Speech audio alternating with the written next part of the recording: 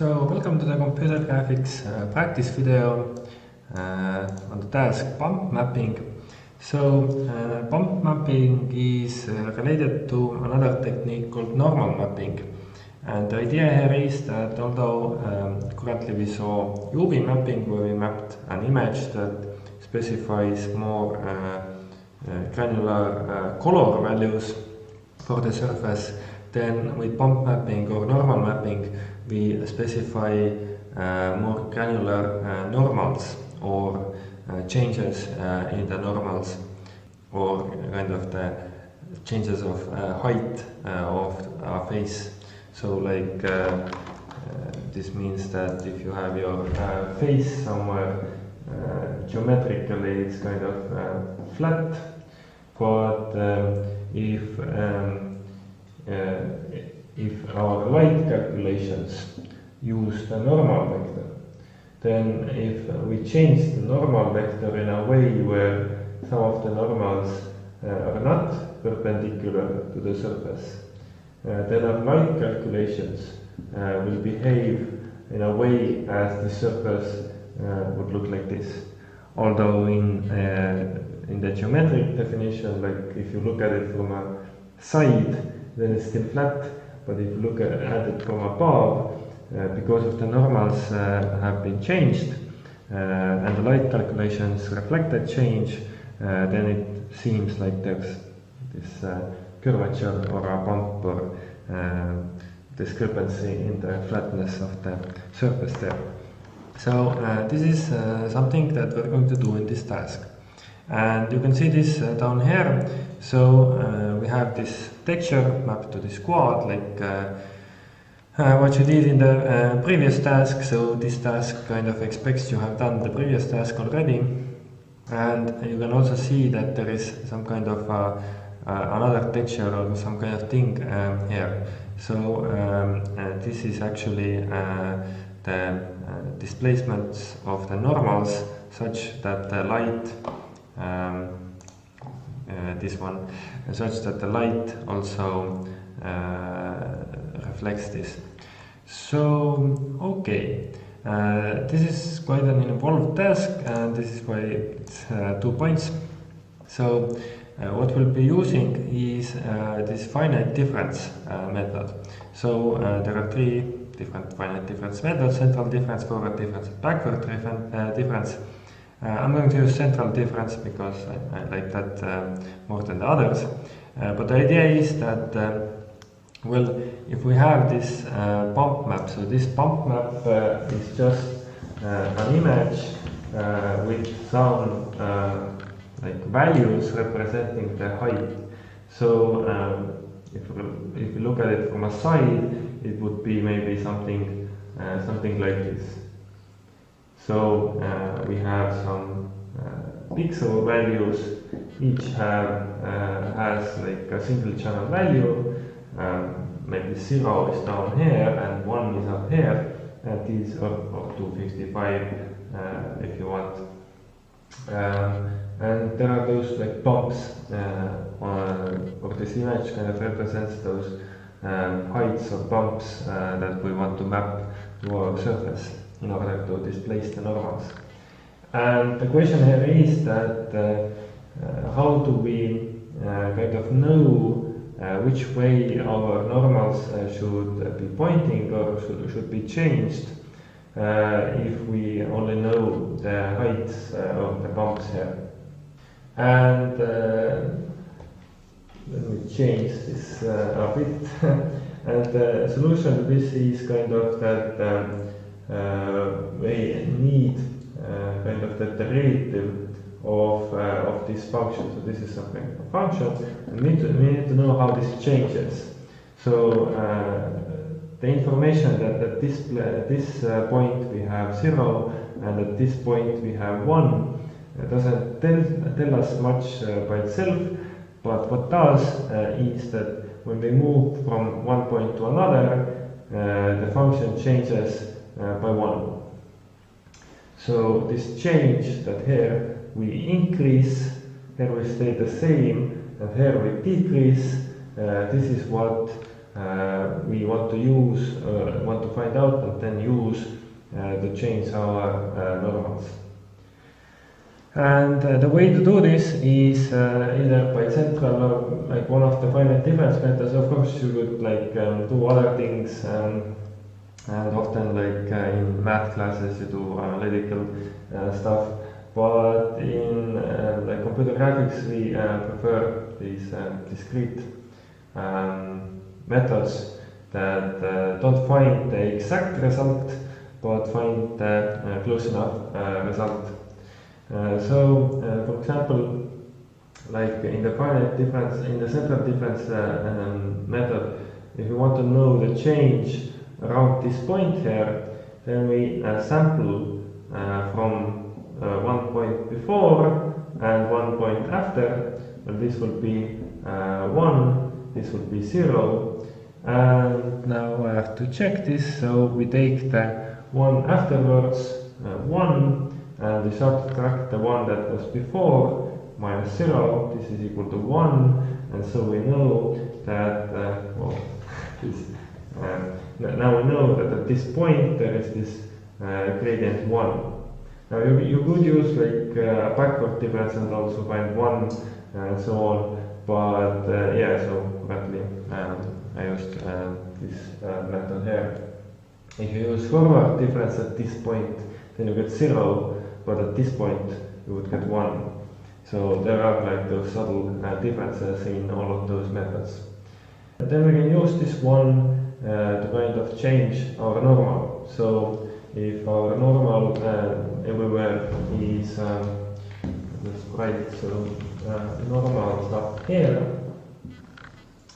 If our normals are perpendicular to the surface, so what are those? 0 and 1, right? If we now know that change in this direction is 1 unit here, then what we can do is we can subtract that from the normal. And that will give us minus 1, 1.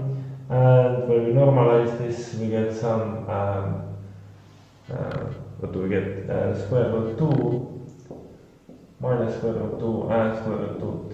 So, what this means is that we get this normal pointing this way. Right? And this is exactly what we wanted, because the slope here points that way as well. Now this might not be like the exact perpendicular direction to this place here, but then there's the question what slope this actually has. Does it have like this kind of a slope, this kind of a slope? If there is this corner slope here, then you don't need anything. Then the normal is like up all the time, 0, 1. In this task we'll just do some tweaking, use some magic number, something that just works out visually okay with this technique, and that will be fine. Okay, so I guess we can go to the code. Instead of in addition to textures, we also load this bump texture. So if you see here, we have textures, and there's also this lines and grid texture that are most useful in debugging.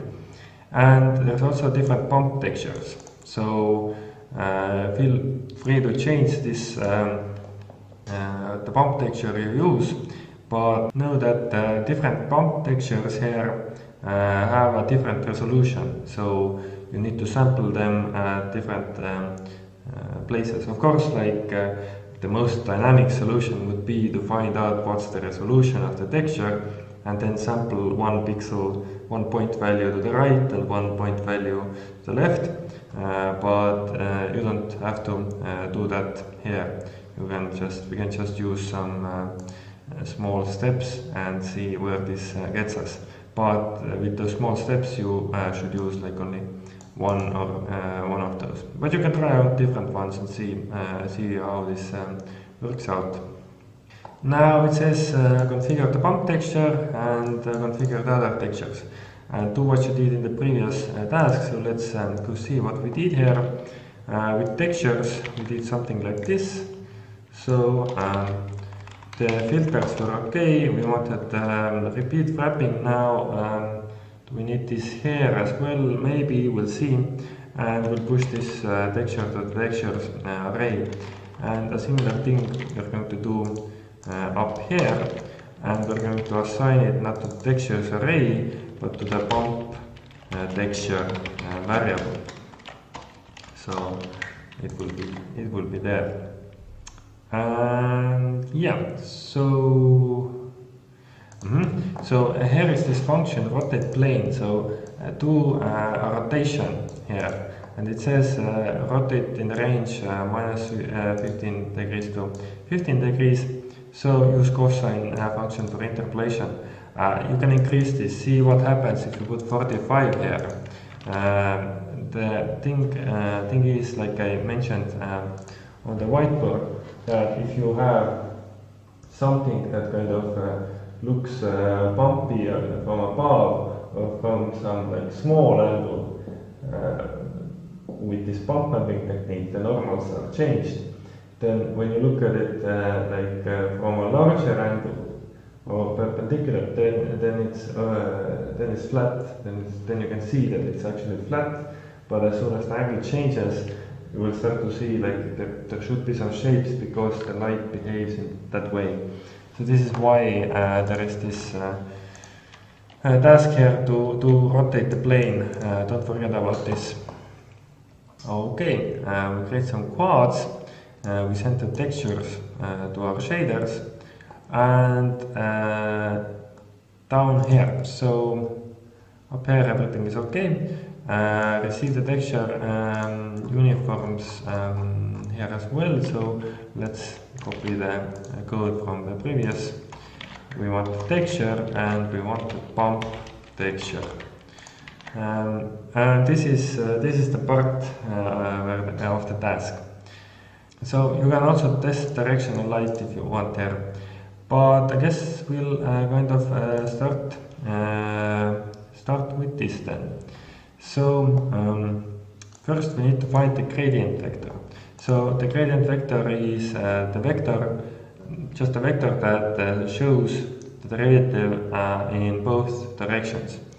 Like if you wiki this gradient, then for example here the gradient vectors are those blue ones.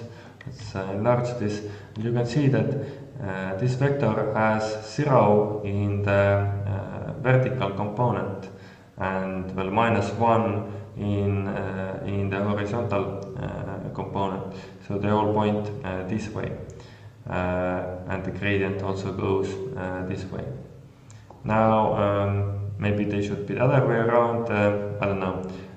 But the idea is that they kind of are those vectors that show the gradients, the derivatives or the approximations of the derivatives as we do here in both of the axes. So how much does our bump map change in the horizontal axis and how much does it change in the vertical axis at this location that we're currently at. Okay, so it's a two-component vector gradient. So let's try to make this, and this will be quite big. For this, create a small step size. So we need some kind of a step size. How much are we going to move left and right, up and down? So let's make a float step size, or maybe just step 0.01 perhaps. We'll see if this is small enough. Okay, and it says 0.01. Try this for now. If you use another bump texture, then you might want to change this. And now we want to sample one step size from the right of the current UV coordinate, and from it we subtract a sample one step size to the left. Okay, so that will be the first element of the gradient. So what we need here is the sampling, so texture 2D from the texture, and this will be from the bump texture, and we have the UV coordinates, right? Yep. And now the first one is sample one step size from the right.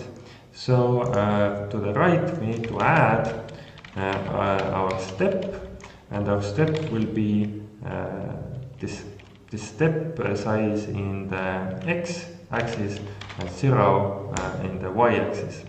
This takes us one step to the right. Now we get some kind of result here, and we're going to take the first channel. Because the bump map textures are monochrome, all of the channels have the same value. And now it says, what does it say? Sample one step size from the right and subtract from it the sample one step size to the left. So from this value that we just got, we're going to subtract another sample, but this time we move to the left, so we subtract the step. And this might sound familiar, as you saw here. It's the same thing. We add a small step size, sample the function, then from this value we subtract the function's value, small step size, to the left. Okay, and this will be the value, the derivative in the x-axis, and the gradient vector also needs another element. That will be the gradient in the vertical y-axis, and for this we need to put the step to the other coordinate.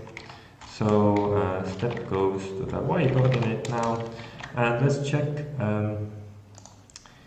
sample one step size from the up of the current UV coordinate. So up is positive. This is our positive here, because 0, 0 is bottom left in the UV space. And one step size down, so that's negative down. Very good. Now we have some gradient value, and what we can do is we can kind of output it as a color and see what happens. Before we do that, let's see if we just load this file up, we see this red quad again. But now if we put this gradient here, we see a black value, and maybe this is just because our values here are low, so in order to test this, let's multiply this with some large number, and yeah, so now we actually got something. So this looks weird, and I have no idea what this is. So in order to check what did we actually get, and this you might have wanted to do before, let's go see this this texture. So this bump texture PNG that we're kind of using here. So it's this kind of shape, and if you look at this shape here, and can I somehow make it like this, then the gradient values would kind of show that in this part the function grows both right and up, so it's yellow. Red and green, right? So in that part here, the function grows upwards, so it's green, and on this part and this part, the function grows to the right, so it's red. So this is kind of seems okay. Of course, there are negative values there, so we can't see a function decreasing. We would have to multiply it by 2, add 1 there if we would want to see that as well.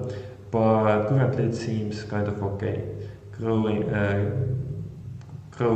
values to the right are red, growing values to the up are green, and diagonal is yellow. So this is what we wanted to get from our gradient here. Okay, now that we have this gradient function, what gradient vector, what will we do with this? We have constructed this. Now our plane is located at the xy plane, or quad perhaps.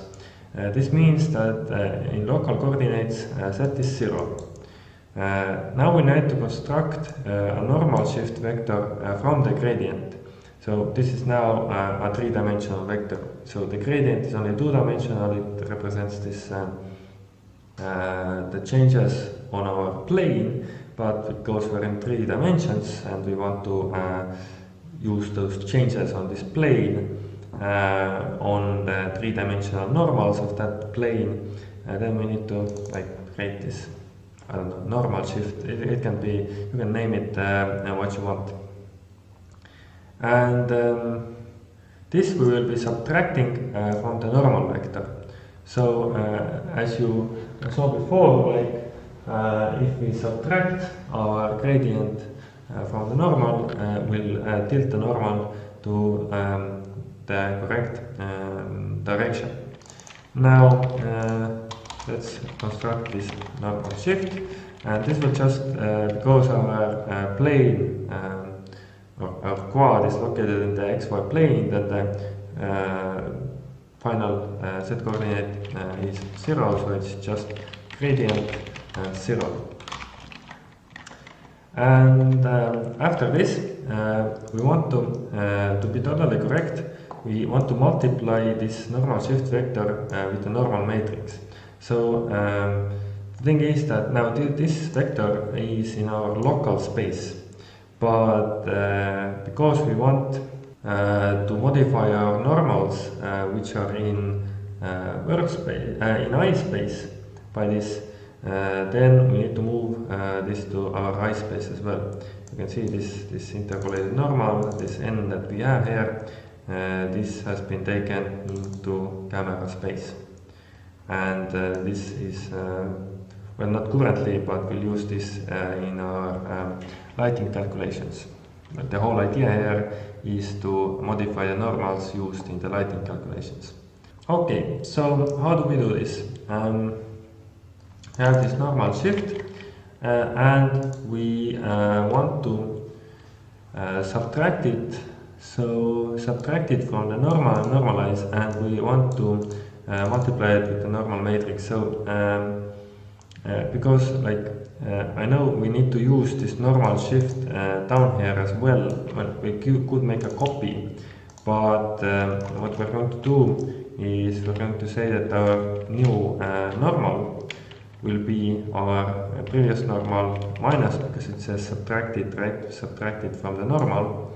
And now we're going to use this normal matrix times the normal shift, because then we'll only convert this normal shift to I space here, where we actually use it in an operation between another vector in I space, and it will stay, the original variable will stay in local space, because we'll need to have it in local space in order to do this third step. And also said normalize the result, so after this subtraction, the result could be different. Now we do want to see what did that do with our normals. So maybe we can read something from this. Not really. What if I multiply it by some value, and let's see if there are, okay, there are some errors. So first let's try to get rid of those. Normal undeclared identifier. So in order to use this normal matrix, so 3GS doesn't automatically put this normal matrix as a uniform on the fragment shader. It does put it on the vertex shader, that's why we can use it here, but not on the fragment shader. So what we'll be doing is just saying that we have a uniform mat3 normal matrix here, and then it should work. So let's see. Constructor too many arguments. 161. Yeah, so this thing is definitely wrong. Can we make it like this? Yeah, so okay, now we have something. As we know, this is on the xy plane, right? So the normals there have the z coordinate 1 because it's facing this way. So these are the blue values. Let's increase this a bit. And now we can see that the normals here are pointing to the right because the red, their x coordinates, also have now a value. And the normals here are pointing upwards because their green coordinates also have a value. And a bit green, so red, green is the second axis, y-axis pointing upwards. So this is pretty cool. This is what we wanted from our normals. Now, if we were to say that our color is our normal times L, and let's say maximum 0 and that as well. Sorry, not times, but dot product between those two. Do we see something? So I made another mistake. Yeah, so what color should we, we have the texture color. Okay, so let's sample also from the texture to the texture interpolated UV and RGB values from that. Okay, but currently it seems pretty unnoticeable that something's happening there. So what we can try is maybe decrease the step size, because that way the gradients that we get will be more sharper. So if we make the step size 0.1, for example, then we will get this kind of a result. And this is a bit better, so we can see that when our light is moving around, some parts of the image will be illuminated and some parts will be in shadow, so there seems to be like some kind of an obstacle around here. And this is pretty good, so this is pretty much what we want here. It gets even more better if you add the specular highlight as well, so I'm going to leave you to add that there. In fact, copy your entire Phong model here. But one thing we do need to do is, you can see that there are those lines, and those lines and this grid are here for a purpose. So, whoa, that's big. But as you can see here, there's also changes in the lines. So what I want you to do is kind of sample the actual texture depending on this bump map. So if we have this kind of concavity, then the lines should kind of go more together. If you have these convex parts here, or bumps, then they should be more separate. And in order to do that, we want to change where we sample our color. And actually what we would prefer here is have some kind of another variable,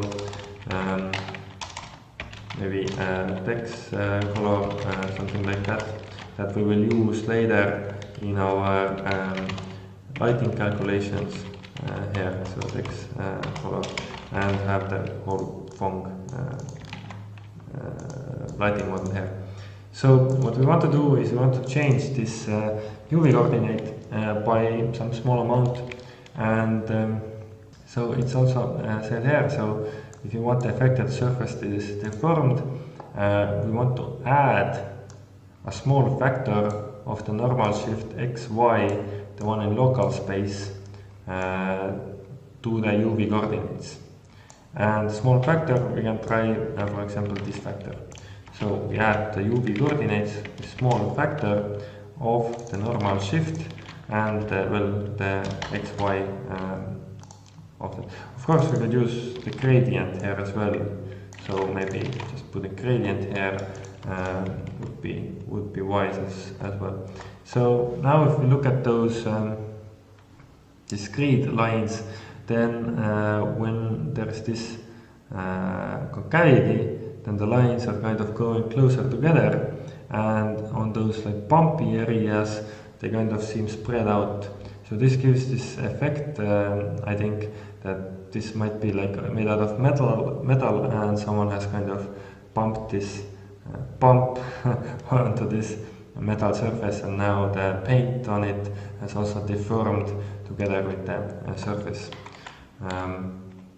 Yeah, on the other, it kind of looks funny on the other images, but yeah. So if you put this image here multiple times, you can try different step sizes. If you put a too big value here, then okay, interesting. So you don't didn't get anything here. So those bumps will become like not what you want. Yeah, so this step size already like samples from the other side, repeats back and samples from there maybe, or clamps. So now if you put too small values, well, the bumps will be a bit smaller. So maybe this is better value for this particular bump. But try it out. Change the values here, see what happens.